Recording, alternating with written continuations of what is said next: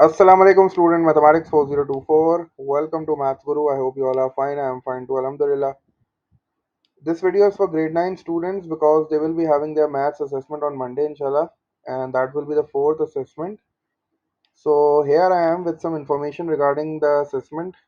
We will be discussing the topics of the assessment, the weightages of different topics, and the type of questions as well. Plus there will be some guidelines in this video कि आपको अपनी preparation जो है वो किस तरह करनी है, कौन कौन से इंपॉर्टेंट टॉपिक्स हैं, कौन कौन से एरियाज हैं जिन पे फोकस ज़्यादा रखना है. तो we have all that in this video इंशाल्लाह. तो जल्दी से वीडियो को शुरू करते हैं. आई होप ये वीडियो तुम लोग के लिए हेल्पफुल होगी इंशाल्लाह. प्लस ये कि रमज़ान भी चल रहे हैं, तो अल्लाह पाक से दुआ है कि हम सब के साथ जो है वो रहम करम का मामला फरमाए. आमीन. और रमज़ान में वैसे ही थोड़ा सा पढ़ाई करना मुश्किल हो जाता है, तो मैंने सोचा कि ये वीडियो इंशाल्लाह तुम लोग के लिए बहुत हेल्पफुल होगी. और डू वॉच दिस वीडियो, ताकि ये कि तुम लोग की प्रिपरेशन जो है वो थोड़ा सा और फ्रूटफुल हो जाए. और प्लस ये कि अब असेसमेंट जो है वो वीकेंड के बाद है, तो you have ample amount of time कि आप अच्छी खासी जो है वो प्रिपरेशन कर सकते हैं. प्लस ये कि the topics are not that much difficult. ठीक है, तो wish you guys all the best for your preparation. और जल्दी से वीडियो शुरू करते हैं. पहले टॉपिक्स को डिस्कस कर लेते हैं कि हमारे पास कितने टॉपिक्स थे. We have 4 topics. The first one was variations. ये हमने D2 से किया था. ये चैप्टर नंबर 1 है. ठीक है. बुक का रेफरेंस मैंने इसीलिए लिखा है ताकि ये कि आप जो है वो अपनी जितनी भी प्रैक्टिस है वो ज़्यादातर जो फोकस हो वो बुक पे रखो, क्योंकि पास पेपर में जो है वो क्वेश्चंस जो है वो इन टॉपिक्स के थोड़े से वो लिमिटेड मिलेंगे आपको. लेकिन ये कि वेरिएशन की वर्कशीट्स वगैरह जो है वो शेयर कर दी हैं आप लोग के साथ. बाकी है कि चैनल पे काफ़ी वेरिएशन की वीडियोस भी हैं, तो उनसे भी तुम जो है वो अपनी प्रिपरेशन जो है वो कर सकते हो. वेरिएशन D2 से करोगे आप चैप्टर नंबर 1. उसके बाद है पाइथागोरस थ्योरम, वो भी D2 का ही है, और वो चैप्टर नंबर 10 है. ठीक है. एक्सरसाइज 10A 10B 10C तीनों की तीनों जो है वो इंक्लूडेड है. प्लस ये कि उसके बाद ट्रिग्नोमेट्री है. Again the book is the same. D2 chapter number 11 है. Exercise 11A and 11B only. इसका मतलब है कि जो एंगल फाइंड आउट करना होता है ना ट्रिग्नोमेट्रिक रेशियो से, वो इंक्लूडेड नहीं है. आपको सिर्फ लेंथ फाइंड आउट करनी आनी चाहिए बाय यूजिंग ट्रिग्नोमेट्रिक रेशियोज. और वो ट्रिग्नोमेट्रिक रेशियोज भी हमारे पास जो है वो साइन, कॉस और टेंजेंट है, जिसको हम सोकाटुआ बोलते हैं. तो सोकाटुआ जो है वो अच्छी तरीके से तुम्हें याद होना चाहिए. और जो है वो हम राइट एंगल ट्राइंगल की लेंथ कैसे फाइंड आउट करते हैं बाय यूजिंग सोकाटुआ, वो आपको अच्छी तरीके से आना चाहिए. ठीक है. तो 11A और 11B है सिर्फ. 11C 11D जो है वो इंक्लूडेड नहीं है. The last topic is indices. Indices में हमारे पास सिर्फ वो रूल्स हैं इंडाइसिस के, और इक्वेशन इन्वॉल्विंग इंडाइसिस. ठीक है. दो टॉपिक होते हैं इंडाइसिस में. एक तो इंडाइसिस के रूल्स होते हैं सारे. ठीक है. इन रूल्स को यूज करके यू हैव टू सिंप्लीफाई. और उसके बाद जो है ना एक और टॉपिक होता है जिसमें इक्वेशन इन्वॉल्विंग इंडाइसिस होती है, जिसमें इक्वेशन के दोनों साइड पे you have to make the common base, और फिर हम पावर को इक्वेट करके जो है वो वेरिएबल्स की वैल्यू फाइंड आउट करते थे. तो इक्वेशन इन्वॉल्विंग इंडाइसिस भी जो है वो अच्छी तरीके से कर लेना. स्टैंडर्ड फॉर्म और सर्च जो है ये इंक्लूडेड नहीं है, सिर्फ इंडाइसिस आ रहा है बस. इंडाइसिस में रूल्स आ रहे हैं, और इक्वेशन इन्वॉल्विंग इंडाइसिस तुम्हें करना पड़ेगा. This assessment is of 40 minutes, और ये 20 मार्क्स का है. इसमें कैलकुलेटर अलाउड है क्योंकि ट्रिग्नोमेट्री आ रही है. ठीक है. अच्छा, अब थोड़ा सा ये देख लेते हैं कि वेरिएशन की वेटेज क्या है. वेरिएशन जो है वो 5 to 6 मार्क्स का है. और वेरिएशन में आप जो है वो क्या क्या चीज़ें जो है वो प्रिपेयर करोगे. देखो, वेरिएशन में हमने दो तरह की चीज़ें की थी. एक डायरेक्ट प्रोपोर्शन किया था और एक इन्वर्स प्रोपोर्शन किया था. तो डायरेक्ट प्रोपोर्शन और इन्वर्स प्रोपोर्शन की जो वर्ड प्रॉब्लम्स है ना, जैसे हमने उसमें देखा था कि 1 kg जो है वो $10 का है, तो 6 kg कितने का होगा. और फिर हमने जो है वो हाउसेज, पेंटर्स वगैरह के जो हमने वर्ड प्रॉब्लम्स किए थे ना, जिसमें क्रॉस मल्टीप्लाई और साइडवेज मल्टीप्लिकेशन होती है. प्लस ये कि 3 क्वांटिटी वाले जो हमने जो है डिस्कस किए थे. D2 में है एग्जांपल्स जिसमें 3 क्वांटिटीज होती हैं, वो वाले भी जो है ना अच्छी तरीके से प्रोपोर्शन आप लोग कर लेना. इसके अलावा वेरिएशन में जो दूसरी चीज़ है वो इक्वेशन वाली चीज़ है, जिसमें वो आपसे कहता था कि P is directly proportional to Q. और उसके बाद जो है वो आप जो है K की जो है वो वैल्यू निकालते थे. उसके बाद इक्वेशन बनाते थे. फिर वो आपको कहता था find the equation involving x and y. उसके बाद एक्स की वैल्यू देके वाई पूछ लेता था, वाई की वैल्यू देके एक्स पूछता था. ठीक है. तो ये वाले जो क्वेश्चंस है ना, इनकी भी अच्छी तरीके से प्रैक्टिस करना. जो वर्कशीट हमने आपको दी है उसमें सर्टेन वैल्यू वाले भी क्वेश्चंस हैं कि अगर उसकी इतनी है, उसकी सर्टेन वैल्यू है, तो ये वाले कैसे करने हैं, के की वैल्यू उसमें कैसे निकलती है. तो ये क्वेश्चंस भी तुम्हें जो है ना वो लाजमी करने हैं, क्योंकि 5 to 6 मार्क्स काफ़ी होते हैं. ठीक है. तो वेरिएशन में आप दोनों तरह की चीज़ें करोगे. आप वर्ड प्रॉब्लम्स भी करोगे, और आप वो इक्वेशन वाले जो क्वेश्चंस होते हैं जिसमें आपको इक्वेशन बनानी होती है. उसके बाद आपको जो है वो अननोन की अननोन जो वेरिएबल्स होते हैं उनकी वैल्यू निकालनी होती है. तो ये दोनों चीज़ें आपको वेरिएशन में करनी पड़ेंगी, प्लस ये कि 2 क्वांटिटी वाली वर्ड प्रॉब्लम्स भी कर लेना और 3 क्वांटिटी वाली वर्ड प्रॉब्लम्स भी कर लेना, सही है? उसके बाद आ जाओ पाइथागोरस थ्योरम। पाइथागोरस थ्योरम आप बुक से करना प्रैक्टिस अच्छी तरीके से। और पाइथागोरस थ्योरम में ना जो वर्ड प्रॉब्लम है ना, उस पे थोड़ा फोकस ज़्यादा रखना। वर्ड प्रॉब्लम की जो वर्डिंग्स होती है, वो तुम्हें अच्छी तरीके से जो है वो समझ में आना चाहिए कि फुट ऑफ द बिल्डिंग क्या है, और with the horizontal angle, with the horizontal angle, with the vertical. तो ये सारी चीज़ें जो है ना तुम्हें अच्छी तरीके से समझ में आनी चाहिए। पाइथागोरस थ्योरम का वर्ड प्रॉब्लम जो है ना, इसकी जो है वो जो है बहुत ज़्यादा पॉसिबिलिटी है, क्योंकि इसका वर्ड प्रॉब्लम एक बड़ा सा आएगा, उसमें आपको जो है वो डिफरेंट साइड जो है वो फाइंड आउट करनी होंगी। अच्छा, अब ये चीज़ जो है ना ज़हन में रखना कि what is the limitation of Pythagoras theorem. Pythagoras theorem सिर्फ राइट एंगल ट्रायंगल्स पे अप्लाई होता है। प्लस ये कि राइट एंगल ट्रायंगल की लेंथ निकाली जाती है, इससे एंगल नहीं निकाल सकते पाइथागोरस थ्योरम से।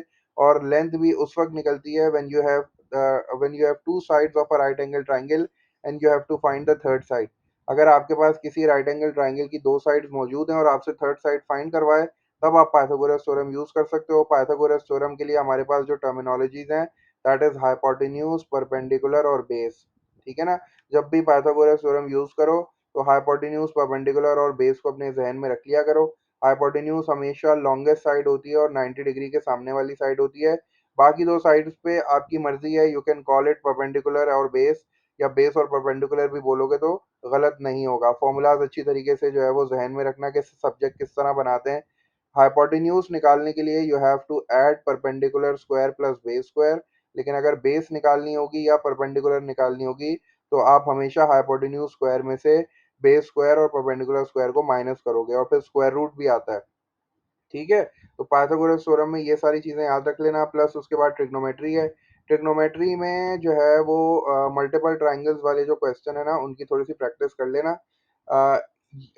वो ट्रिग्नोमेट्री का इजी क्वेश्चन भी है, ठीक है? इजी क्वेश्चन भी आप एक्सपेक्ट कर सकते हो। एक नंबर के लिए जो है उसने एक ट्रायंगल बना के दे दिया आपको, और बोला कि भाई मैं जो है वो एंगल दे दिया, और एक लेंथ दे दी, बोला कि भाई ये वाली जो है ना साइड की लेंथ फाइंड आउट करो।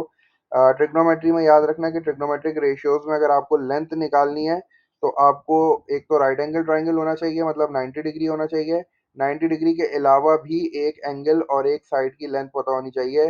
सिर्फ उसी वक्त फिर आप जो है ना ट्रिग्नोमेट्री, जो ट्रिग्नोमेट्रिक रेशियो है, उसके थ्रू लेंथ निकाल सकते हो। तो बस सिंपल वर्ड्स में याद रखना कि whenever you have to find the length, the missing length of a right angle triangle, and you are using trigonometric ratios, तो इसका मतलब है कि आपके पास एक एंगल अदर देन 90 डिग्री और एक साइड की लेंथ जो है वो लाजमी होनी चाहिए।